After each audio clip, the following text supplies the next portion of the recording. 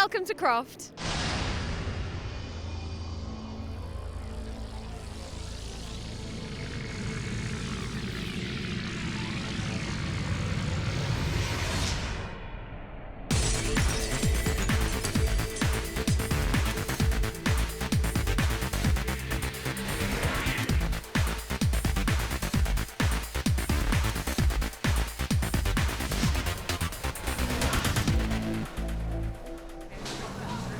It's round 5 of the GT Cup and we're here at Croft in North Yorkshire, where I've been catching up with some of the drivers. Paul, you're normally racing in the Porsche 997. This weekend you're in a newer, sexier car. What's the reason for that? Well, it's an invitation-only class, so it's a bit of a one-off, really. We bought the car at the start of the season and just really trying to get used to it. And it was a great opportunity to drive the car on a brand new circuit for me. So it was really exciting, and so far so good. We always have great racing in GT Cup. I mean, the racing is very close. The guys are all very, very fair and reasonable, and really good drivers. Some good quality right the way throughout the field. So yeah, it's fantastic fun, and really enjoy GT Cup. And how are you finding the season? Season's been quite good. I'm enjoying the GT Cup. It is a good series. I'm enjoying being in it. I've had season's been a mixed bag. I've had some good results and I've had some terrible results. That's racing for you, isn't it? That's life, exactly. Yeah. Pete, a successful season for you so far. How are you enjoying it? It's been great, but the competition's been good. Mace, Broston and Colin, and myself, it's all close racing. Today the 430s are catching up with the pace now, so it's about time. Well done, lads. Give us all a bit of a battle. So it's a good, clean racing. We're down a bit on grids this weekend because it's a long way to come, but we've got 36 cars at Silverstone and another 30 at Brands. And you've raced in various other championships over the last few years. This seems to be one of the most competitive. Would that be right? I think Mark's got it right with this championship. Well, it's a jolly at the moment, but hopefully we're going to have a championship for next season. We put the papers in and I'll keep my fingers crossed, because I've never actually won a championship yet. I've won lots of trophies, but I've always been a point behind on the championship, so I'm getting a bit old in the tooth now. Well, I'd like to be able to retire actually winning the championship.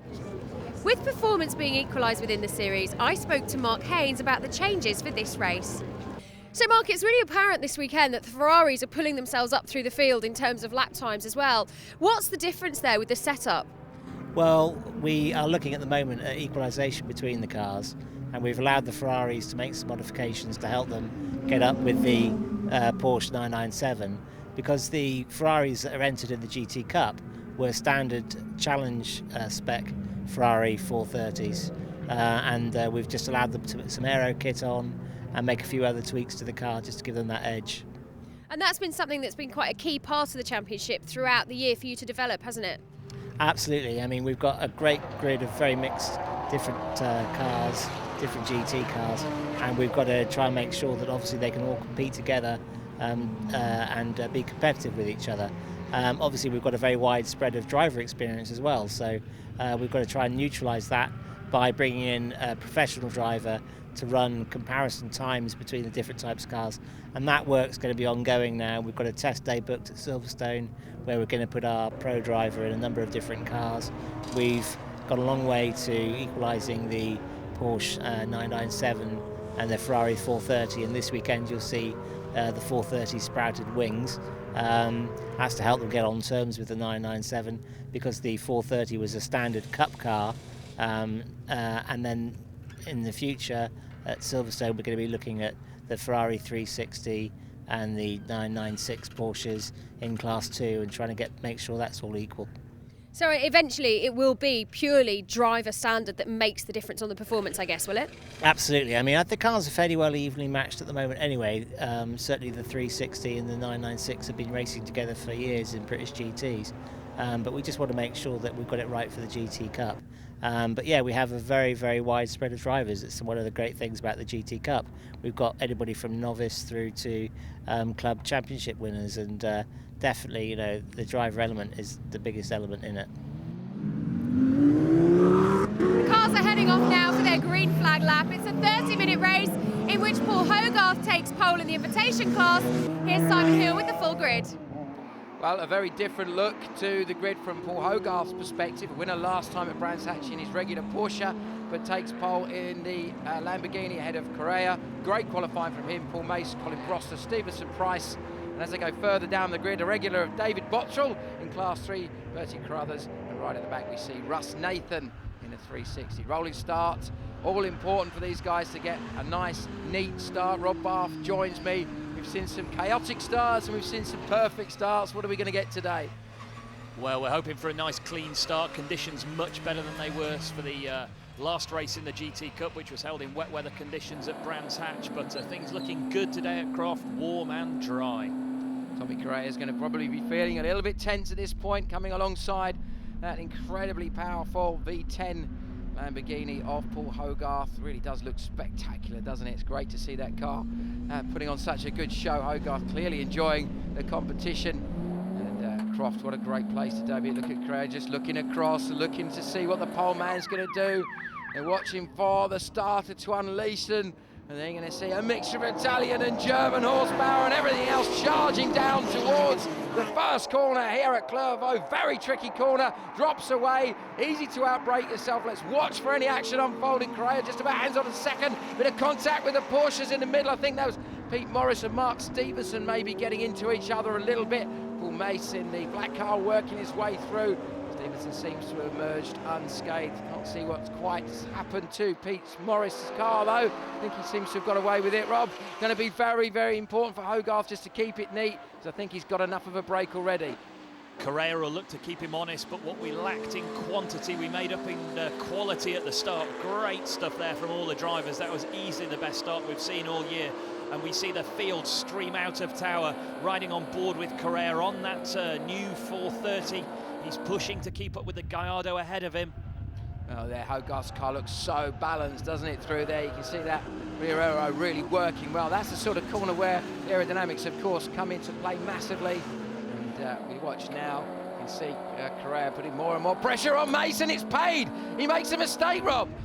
Cold tyres, I think, caught him out there. The Lamborghini is very light on its tyres, and he's falling back into the hands of the Porsches now. So Ferrari leads from Lamborghini, and what a change in GT Cup. That's a series of races that have been traditionally dominated by the German manufacturers are now being taken by Italian makes. Well, we've seen a tremendous battle in sports car racing generally across the world between Porsche and Ferrari in recent seasons, notably at Le Mans, with the 430s and the 997 RSR scrapping hard. Stevenson down the inside, nice, neat, tidy move. I think he gets it done on Paul Mace, he does.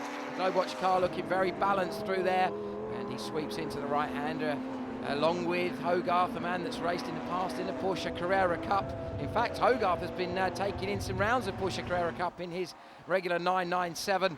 And so a bit of a mixture of machinery for him. Correa looks very, very poised at the front though, Rob. He certainly seems to be dealing with now a resurgent Paul Hogarth without too many dramas. Stevenson now looking ahead towards the back of Broster's car. Yes, I think Paul Hogarth is getting his tyres up to temperature. It's interesting to look at the different dimensions of the rear wings on the Ferrari and the Lamborghini. The Ferrari running quite a slim, traditional wing, whereas the Lamborghini is going more freestyle with its aero. Obviously a GT3 car, the Lamborghini running slightly more aggressive aerodynamic wings on both the front and the rear of the car. But yeah, the Lamborghini's really taking the fight now to that Fiorano Ferrari car of Correa. Well, Correa's surely got to be one of the most improved drivers of the season so far.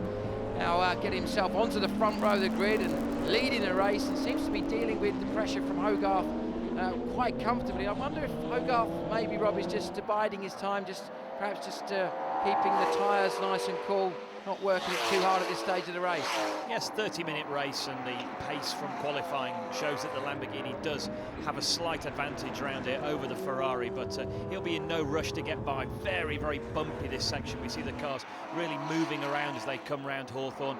There's two of the cars. That's Ian Hartley without the aero kit on there, the more standard challenge car. Well, they do look magnificent with that wing. It does really look much more like a Le Mans spec car, doesn't it? And so, of course, Ferrari winning their class at Le Mans this year. And I'm sure there's going to be more victories to come, and wonder if GT Cup, is this going to be an Italian victory, as you were saying earlier on? We've seen the German marks really dominate so far this season, but now it does look like it could either be Carrera or Hogarth at this stage of the race, looking pretty strong. The 34 car of Jeff Ledley trying to just stay on the back of Hartley, and Fiorano looking after a lot of these Ferraris. In fact, the majority of them. Rob, you've known a little bit about some of these guys. Yes, I've sat next to a few of them and watched them grow over the course of the last couple of years. And oh, that's Paul Mace carving his way past Mark Stevenson. So Paul Mace in the slightly older 996 specification, putting a move on the newer 997, and will Mark Stevenson return the compliment? They're side by side coming out of the hairpin, and should have a power advantage here, but the two cars look very equal, don't they? They do. I still wonder if maybe Stevenson was just almost waiting for Mace to sort himself, and that certainly looks like he's got it done. He has just managed to hang on in there. Mace just kicking up dust one. Who's that in the back? Is that a recovering Pete Morris after that first corner melee? Sort of bit of bish bash bosh going on through there for Pete, and seems to have recovered. So experienced. He's really so many trophies in his cabinet, but it does look like Hogarth is going for that first place trophy. Down the inside is Correa going to come back at him. I don't know if he's got enough. I don't think he has. A very neat and tidy move from Paul Hogarth, Rob. Good awareness there from Tommy Carrera. He saw the Lamborghini coming from quite a long way back, and Hogarth slightly more aggressive than I thought he'd be. I thought he'd wait and maybe bide his time, but he's pushing very, very hard now, coming out of Barcroft into Sunny Inn. See, he's right on the outside of the circuit again there. He's taking no prisoners. Back to podium Pete, though. There he is coming into Sunny Inn. Yeah, looking like he's got enough speed in that car to put increasing pressure on Mace Stevenson. I wonder if the ABG car can just work its way away from that little scrap now. That's really got to be what he's working towards, to try and get a little bit closer to the back of his teammate Colin Broster. Broster been very, very quick at the earlier part of the season. Had a little bit of some technical dramas in the past. Now, the action will continue after the break. Join us in a few moments and see how the race unfolds. Welcome back. The action continues at Croft in the GT Cup, and we're watching a scrap between Mark Stevenson, Paul Mace and Pete Morris, all in Porsches, but a mixture of the newer 997 derivatives and the 996's classic design, of course. Truly rear engine, with that engine hanging out almost over behind the rear axle, and of course that fantastic sound, that very distinctive flat six engine. And these guys are truly loving this circuit and loving the action here. Rob Barth, you've raced this circuit several times. It really is a track that really does reward precision but bravery as well. And this section here really does separate the men from the boys, Simon. Coming through Barcroft into Sunny Inn and then Sunny out. You're taking the car from very high speed down to relatively low speed here for Sunny Inn, and then climbing back on the power to regain momentum before coming down into the fast left-hander into the complex, where we've got first a right-hand hairpin and then the second left-hand hairpin. So a real mixture of corners here at Croft. Very fast to where the cars are now, very slow. Looked like Stevenson was getting a little bit defensive there, perhaps a little bit prematurely maybe. David Bottrell in a unique 944 turbo. Great to see that car out racing. A bit of a blast from past, but look at that. Porsche's past and present almost, with Barty Crothers coming through there and looking like he's going to be able to get the move done fairly soon on Bottrell. Already had some class victories already as David Bottrell, so it's great to see him there. We usually would see Lee Atkins, of course, being very, very quick in Class 3 in little BMW Z4. Lee not here this weekend. Bottrell's local circuit, Croft, so he knows the place very, very well. I know he's been here testing, and he's putting on a great display to stay ahead of the distinctly more modern car there of Carruthers. Yellow flags, though, I did see there. Yeah, yellow flag. Wonder what that one's for. We'll have to watch and see if we can identify. Oh, now it looks. That's the problem there. That would be the 88 car of Leon Price. How's he ended up there, Rob? I think Leon's just climbed on the power a little bit too soon and has spun coming out of the second hairpin. So we can see the 944, then the 911, and that's quickly being caught by our V10 race leader. He's coming through to lap traffic already. Stevenson seems to now have broken away a little bit. He's certainly pushing hard. You can see just how hard that car is working. This section, as you said, requires lots of guts, and Pete Morris has certainly got plenty of that as he comes through the double right at Sunny Inn. and sunny out. I think he's starting to take a bit of speed through that section. Looked very, very committed, didn't he, Rob? He certainly did look very, very accurate through the middle of Sunny Inn, and he's closing on Stevenson. It will be great to see how Stevenson copes with the pressure from a very experienced racer behind, and another experienced racer there making a little mistake, turning on the brakes and having a fairly harmless spin is Paul Mace. Could it have been a lock-up on a downshift there, Rob? It looked like the back wheels were locked as he turned in that in a Porsche with that engine all the way out back, as we were saying, is quite easily done. And that section, you are banging down through the gears quite quickly. Yes, and braking as you come round the left-hand curve, and the car is always trying to go heavy end first. And here we're cut back to Stevenson being chased hard by Pete Morris. Now Tommy Correa, he's driven an absolutely superb race. Really nice rhythm, excellent lap times, consistency is the key. Of course, he is leading his class, Class 1. The invitation class is a class of one, and quite literally in a class of his own is Paul Hogarth. He's just gone and he's up the road now. He's looking like he's going to be probably end up more than 20 seconds away from the scrap. Now, this is a man who's been a bit lonely at the moment, Colin Broster. He's starting to worry about Stevenson maybe closing him down, but Morris in turn, of course, pushing harder and harder. This section there very quick from Stevenson's car, looking ahead as we come into this very tricky final section of the lap.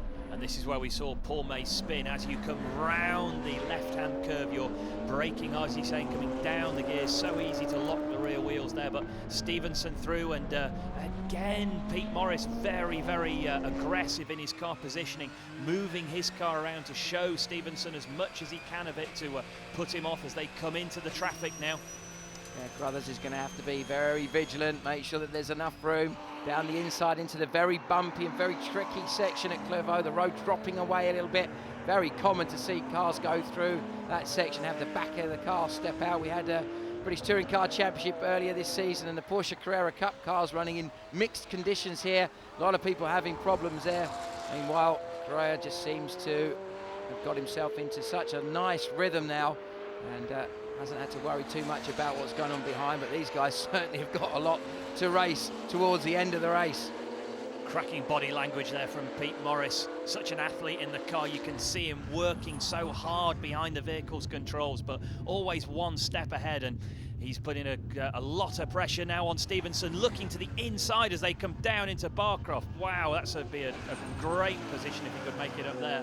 Yeah, down the inside of Barcroft, that you really have to have come out of the Jim Clark S is significantly faster than the car you're racing to be able to be down the inside, because just simply not enough braking going on in there. You're just swooping the car into the right hander. We saw briefly there our race leader Paul Hogarth in the In2 Racing Lamborghini Gallardo. What a spectacular car and what a superb drive from Hogarth, really making the most of the car around this magnificent circuit, catching up now on the 5 car of Ian Hartley.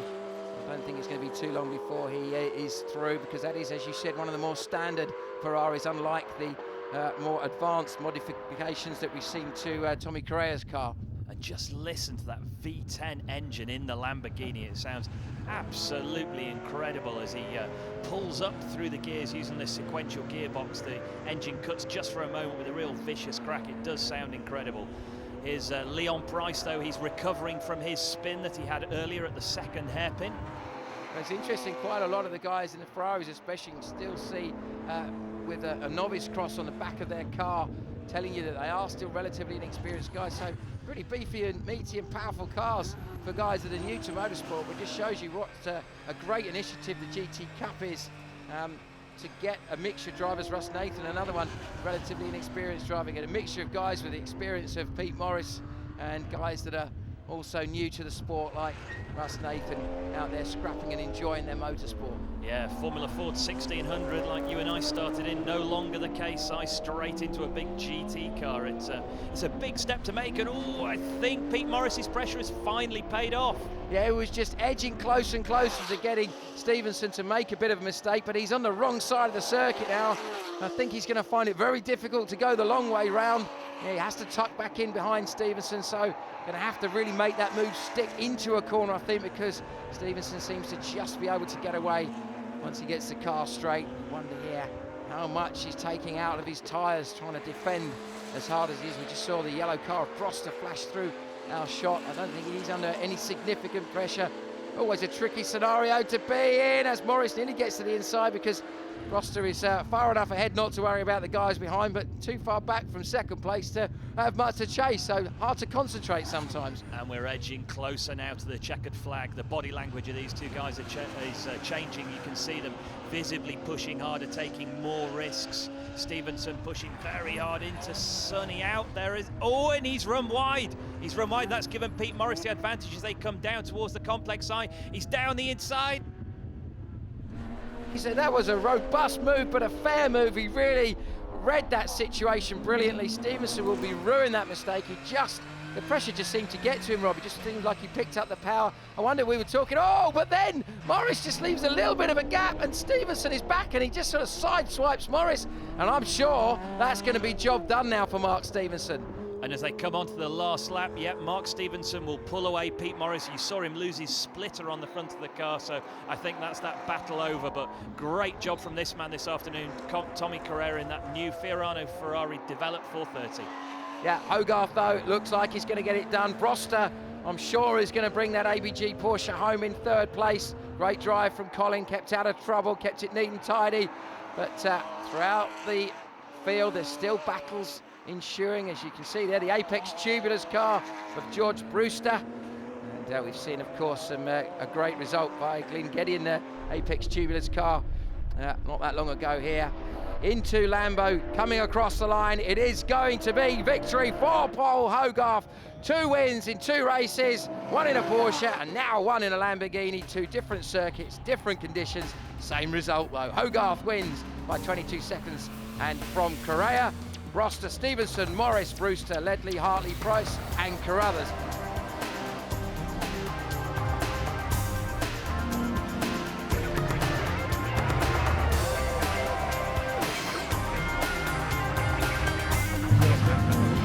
Everything was going great till I can't believe it. So a very happy Tommy Correa. Well, you know how much that's going to mean to him, Rob. Yes, he's worked very hard for that this weekend, and a good result all round. Yeah, lovely trophies for these guys to treasure. It's going to be something worth taking at home. Carrera and a very calm and relaxed Paul Hogarth, very charming guy, and Broster looks pretty happy with that result as well. Of course, 1, 2, 3 in the race and winning their classes.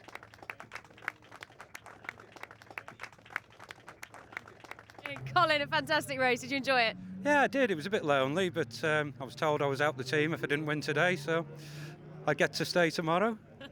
Always good to have a bit of pressure on, eh?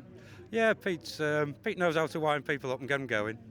Tommy, fantastic race there, and you certainly gave Paul a run for his money at the start. How did you enjoy it? Fabulous, absolutely fabulous. The team done such a good job on the car. It's just fabulous. Great. And the new setup works for you, obviously. Oh, amazing car. But the car was always amazing before, but it's really the setup. It's what these guys do to prepare the car for the race. It's the way it goes. It's fabulous. Ross, class win for you. Did you enjoy that race? I enjoyed it so much, you couldn't believe. It's almost as good as you know what, It was so bloody good. I'm really chuffed. 4th time out this season, 1st year, and here we are, 1st in class. Paul, blinding and certainly hard work at the start of the race, wasn't it? I made it hard work, didn't I? I got a lovely start and nicely away for the first few corners and just overrun coming out of Sunny out and put it right on the grass. And obviously I just then had to settle for second for a couple of laps, worked out when to make the move and made the move. And after that it was fairly plain sailing, really. Stretch and stretch and stretch. It was good fun. Top performance from the Ferraris there and a fantastic day's racing all round. That's it from us here at Croft today for the GT Cup. We'll see you next time from Silverstone.